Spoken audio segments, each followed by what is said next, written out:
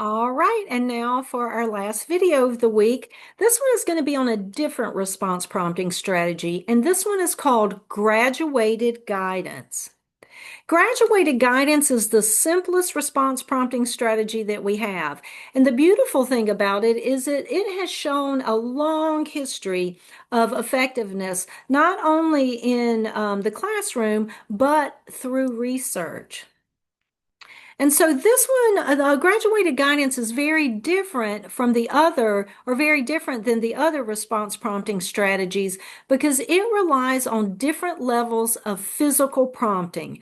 I want you to hear that again. It relies on different levels of physical prompting. So we're not going to be using modeling or gestures or verbal or visual prompts. We will only be using physical prompting when we are implementing graduated guidance.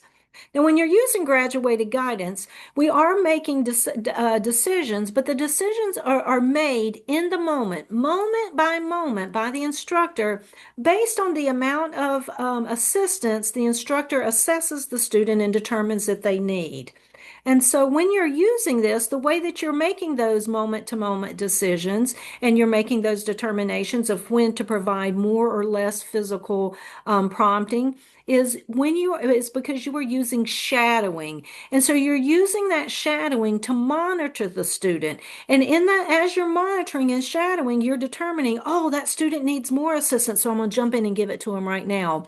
Or no, the student doesn't need as much assistance, so I'm going to back off and use a less intrusive physical prompt. And we'll get to see that in just a minute, so it'll be more clear for you.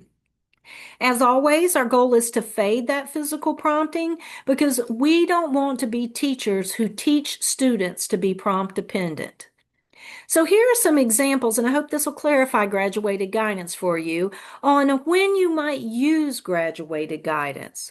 I always like to use the example of teaching a child or a young child to walk. And I know that many of you are parents, you have nieces and nephews, or you're in a classroom where you're working with students and you may be teaching them to walk. So when we're first teaching a child to walk, we don't say go and just let them go, or we don't gesture. We don't say, all right, you need to walk and gesture. What we do is initially we're providing that physical assistance. And in the beginning, we're providing full physical assistance. So I can say with my own son, when he was first starting to walk, I would hold him. I would hold him like around the chest, or sometimes you might hold their arms. It depends on where your positioning is and what their need is. And so I would hold him and he would start to make those steps, and I was providing full physical assistance. And then there was a point where I started to see, oh, wait, he's got some balance. And so he was able to balance himself as he was walking for very short periods of time. And so I might start by, giving him that full physical assistance, and then I would just shadow him. I would have my hands right there, so if he was about to fall, I'd catch him because the last thing I wanted to do was for my child to fall and get hurt. And so I would just provide that little bit of assistance, and then if I saw he started to lose his balance, in that moment, I would make a decision to go back in with full physical assistance. And so again, if any of you have ever taught a child to walk, then this you have used graduated guidance. This should be very familiar to you. Some other skills that you might teach using graduated guidance could be hand washing, and we will see this child in a video of her teacher using graduated guidance with her in just a moment. And then in addition, I know that as a teacher, I very often with my students use graduated guidance when I was teaching them to feed themselves. So I had students who had really complex support needs in a number of years, and students who might have like cerebral palsy and might have a physical need for some support. And so it might be that first when I would put a spoon in their hand, and then I would do full physical support with them as they're holding the spoon. And then I would assist them as they would go down into, say, a bowl and they would scoop. And then when we brought the spoon back up initially, I might then back off a little bit. I would go in this direction, not that one. But back off a little bit to see will the student bring the spoon to their mouth? If they did, I would just shadow them so that I make sure they didn't drop the spoon or that they hit their mouth, because I did have some students that their aim wasn't that great. Or if they did not start to move the spoon to their mouth, I might then move to some partial assistance instead of full assistance. But again, in the moment, I was making that decision. And I would know when to back off, when to start to fade some of those prompts, when the students began to engage in the steps of that skill independently. So if I had if later on the student, I put the spoon in their hand and I started to provide physical assistance and I noticed that they started to go down to scoop on their own, I would then just back off and shadow them. So again, these are examples of 3 skills that you might teach using graduated guidance. Now we're going to watch a video of a teacher who is teaching a little girl to wash her hands. And I don't want you to be confused that this is all full physical assistance, because I want you to watch to see there is a point where the teacher makes a decision because she sees the student start to engage in the skill independently or with that shadowing, and to see what you see in this video that's related to that graduated guidance. And again, don't be confused that everything is full physical assistance. Pay attention to what the student is doing, because it is the student and the level of participation and independence that they're engaging in that determines the amount of physical assistance that you provide.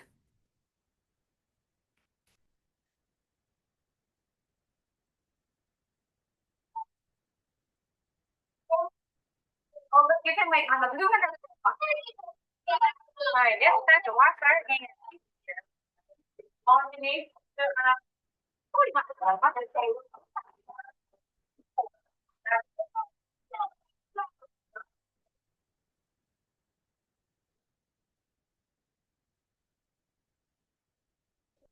Okay, watch here.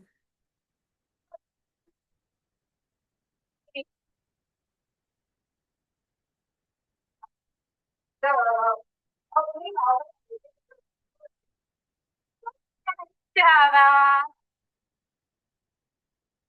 All right. So what I want you to do is to stop your video quickly and then just write down, what did you notice about graduated guidance?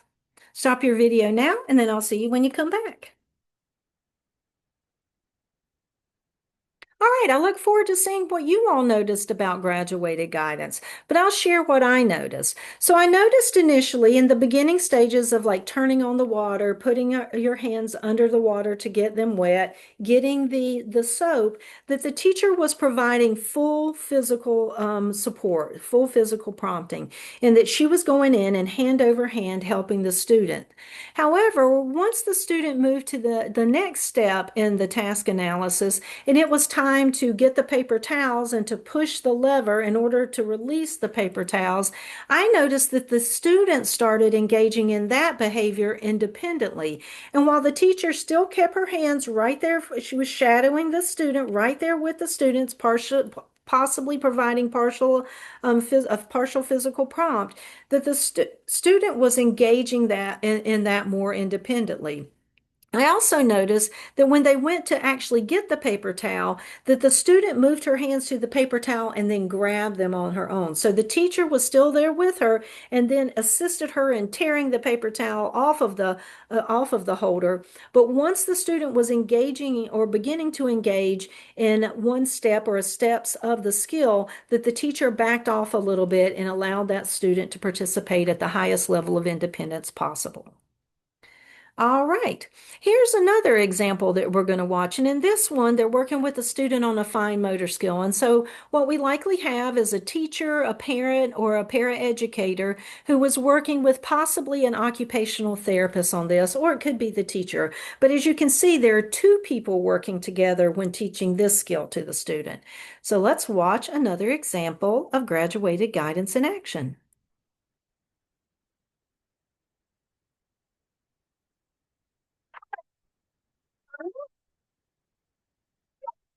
And There's shadowing. on that, and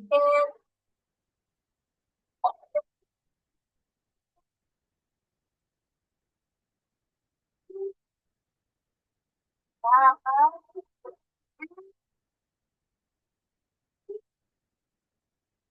Fun.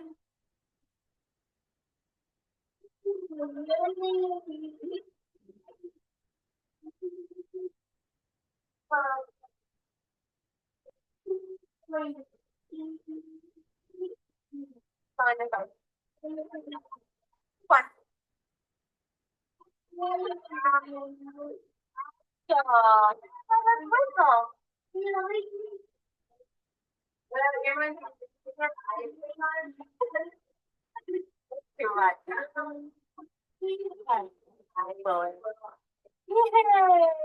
So that is likely positive reinforcement.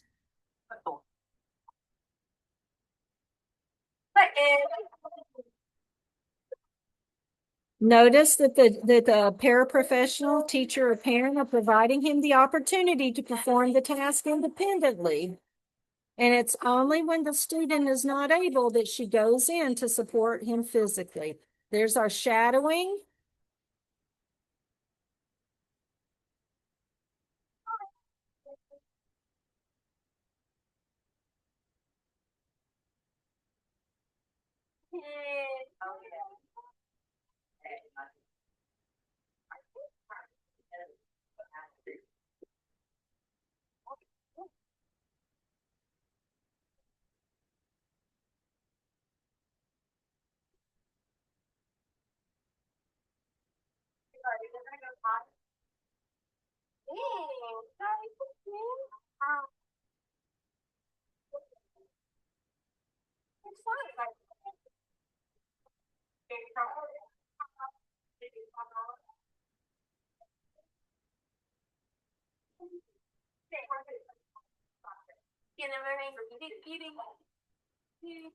All right, so again, that is just an example of graduated guidance, and I want you to stop the video for a second and tell me, what did you notice about graduated guidance in that video?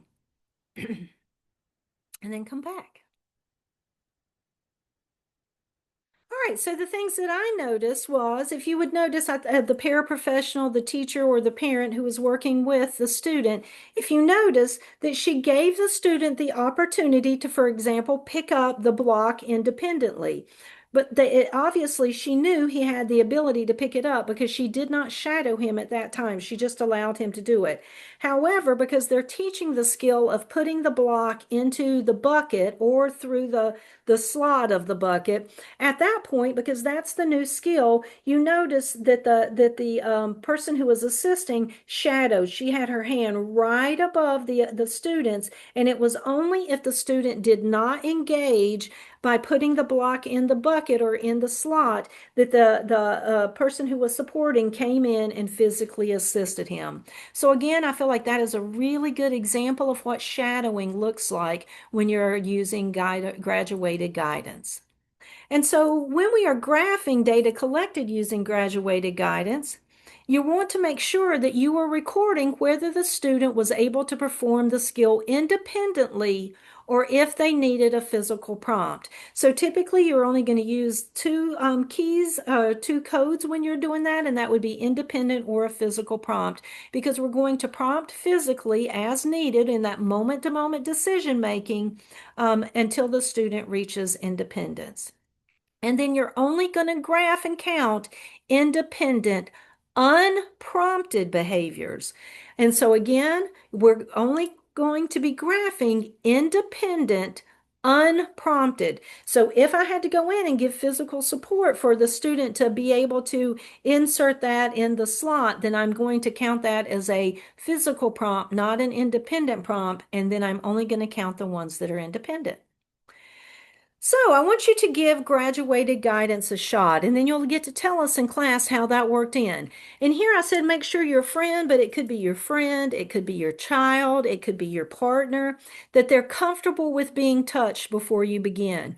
Because when you are using graduated guidance, you are going to physically engage a student by touching them in some way when you're working with them.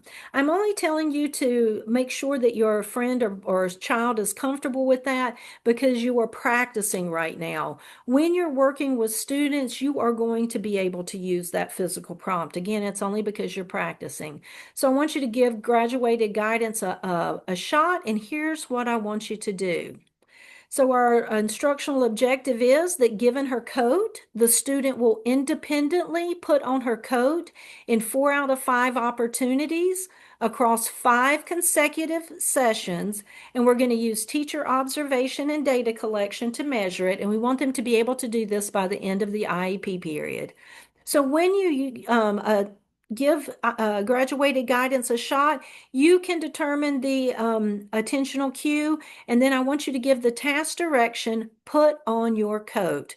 And then I've actually given you the task analysis to follow. The student's going to pick up their coat. They're going to orient the coat correctly so that it's right side up with the sleeves facing them. And with this one, we'd be doing the one where the student puts their arms in and then throws it over their shoulders. So they're going to insert one arm into a sleeve, the other arm into the other sleeve, and then they're going to pull it over their shoulders. So give that a shot using graduated guidance, and then have the person that you're working with sometimes engage in part of the step independently or the part of the task independently. But make sure that there are other times when you need to go in and support them.